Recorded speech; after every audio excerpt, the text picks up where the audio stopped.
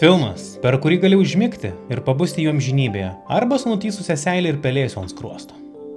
Dokumentinis filmas Dulkės, kaulai ir stebuklai pasakoja apie bergždžias žmonijos pastangas išsaugoti tai, kam lemta išnykti. Šiai minčiai perteikti pasitelkiami mikroskopiniai grybai. Per jų augimą ir irimą kalbama apie transformaciją ir gyvenimo ciklą. Vienintelė bėda su šiuo filmu yra ta, kad jeigu kine yra taisyklė show don't tell, tai šitas filmas yra show no tell.